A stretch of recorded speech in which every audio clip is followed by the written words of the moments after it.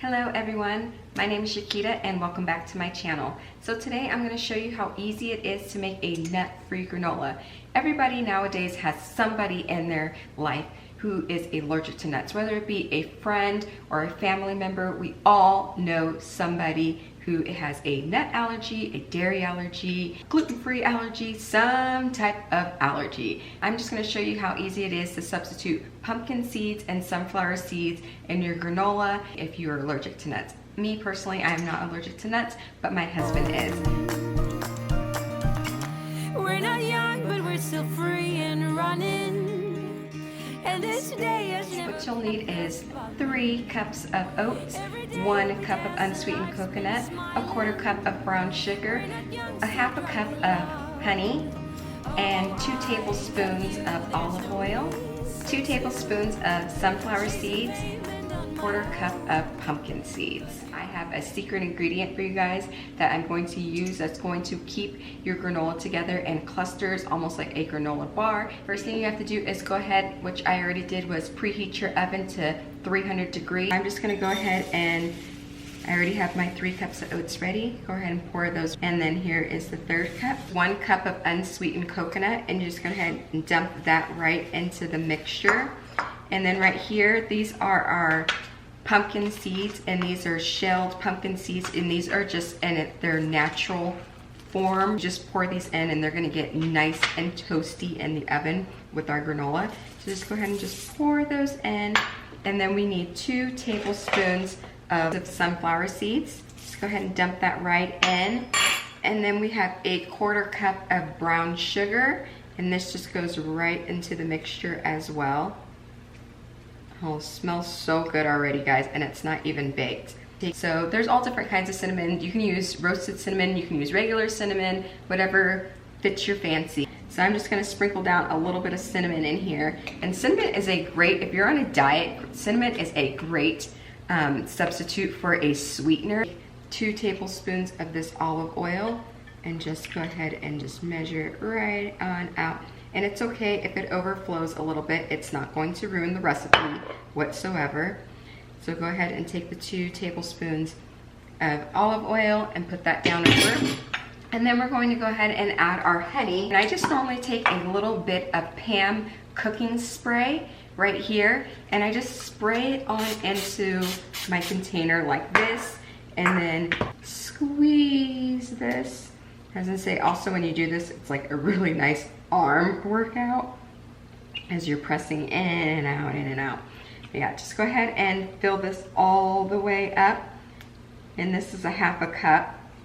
This is going to be the only way that you could flavor your granola, so you want to take the opportunity right now. If you want to add a little bit of cinnamon, nutmeg, allspice, any of those spices are wonderful to add to your granola depending on how you like it.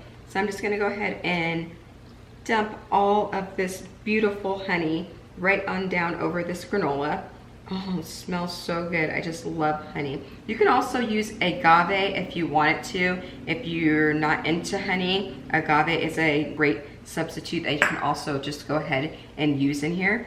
So now that we have all of this, all of our ingredients, except our egg white, we're just gonna go ahead and just give this a little bit of a mix. Oh, this looks so good. And this is just so easy to make. The majority of these ingredients are right inside your pantry. I love using the pumpkin seeds and the sunflower seeds. The pumpkin seeds are high in antioxidants. For every cup is 12 grams of protein. I'm going to crack this egg into a bowl, and you're gonna be super, super careful to not incorporate the yolk. We do not need the yolk. The only thing that we need here is the egg white. That's what's gonna keep all this granola stuck together. All right, so you're just gonna go ahead and separate this very carefully, back and forth, back and forth. Do a little dance, do a little dance, do a little dance.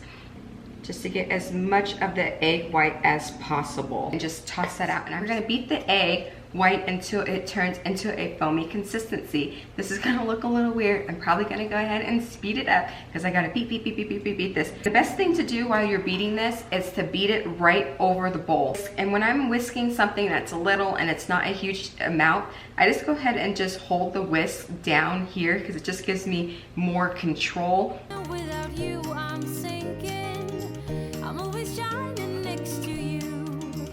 Oh, I got you. There's no reason. See the foam. See right there? That right there. That's when you know it's right. When you can lift this up and it's still on your whisk and it looks like this, that is a perfect consistency. And just pour it on down over my granola.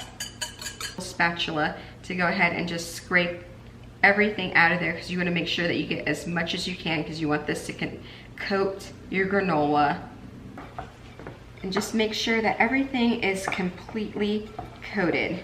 Give it a nice little mix together. You don't want to over mix it. You just want to make sure that when you're looking at this that you see that all the oats are kind of like coated here. These silpats, if you're a baker, this is worth the investment.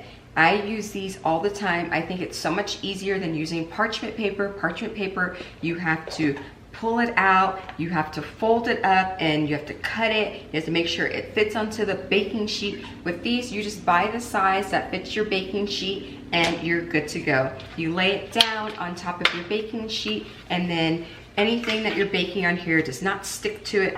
I think it was one of like the best inventions for a baker. I use this time and time again. It's easy to wash, and then it just dries, and then you're ready to go for the next time that you want to use your silpat. All right, so I'm just gonna go ahead and pour out onto this silpat, onto my baking sheet. And when you do this, you want to make sure that you get one even nice layer. You want to make sure that the layer is nice and even, because while it's cooking, you don't want to have one section that's super thin and then another section that's like really thick, because then the baking consistency will be off. You want it to bake evenly. Granola is going to bake for about 35 to 40 minutes, but you want to check on it at the 35-minute mark. But you show me life is full of faces. Sometimes clouds got in our favorite places. But we were Go ahead and place it into the oven. And make sure that when you're placing this into the oven that you set your timer, just so you know, 30 to 40 minutes, but at the 30-minute mark, you should go ahead and take a look at it. All right, guys, so I'm gonna see you back in I'll see you back in 30 minutes when the granola is finished. All right, so the 30 minutes has been up. Mine cooked about 33 minutes. That's why I say 30 to 40 minutes and just keep on checking on it. Oh, the aroma in the house just smells so divine.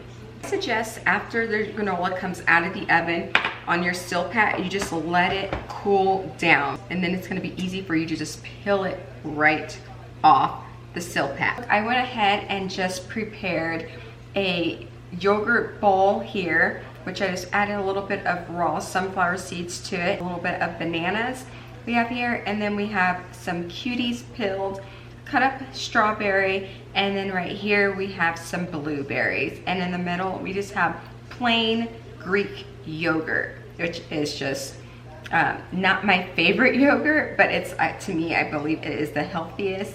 And then I'm gonna go ahead, once it's cooled, and go ahead and put my granola on the side here. So yes, so now that my granola has set for a little bit and it's cooled, I'm going to show you how to easily peel this up. So here is my silpat right here, and this is why I love a silpat. Just look how easy this is to peel right off. And this is my granola chunks. That's why I call it clusters, because you could basically break this piece off if you wanted to into clusters. This is a great little snack. It's healthy, it's delicious, and it is addictive. I am very addicted to my own granola recipe. I just love this recipe. I've probably been making this granola, the same recipe, probably for about 5 years, and my husband and I still love it, and we have not gotten tired of it. So this is just Just showing you how it just easily just breaks up. Here's another gigantic piece. And you just take it from both sides here. This is the granola, and you could just take your silpat and just peel it off. And this is why it's so important to use that egg white and to beat it into that foamy consistency, because this is what the foamy consistency is going to do. This is the secret to a beautiful, great, clustery granola. So I'm just gonna go ahead and, now that I've done that, oh, so beautiful. I just love the way that this looks. It's just gorgeous, gorgeous, gorgeous. A little bit of this up into my granola mixture here. I know I could just put a huge chunk of it down, but I'm just going to break a couple little pieces like this. Look how beautiful this granola bowl is. And that's basically it. If you guys like this video and you like my granola recipe, because we did a little something different, go ahead and give this video a thumbs up. If you're not subscribed yet, please go ahead and press that subscribe button so you don't miss any of my videos when I upload. Any of you guys in your family have nut allergies? If you do, comment down below and let me know what type of allergy you or your family member has. And let me know if you guys like this video or not. Did you like it? Was it boring? Was it not informative? Comment down below. And thank you for joining me. Bye.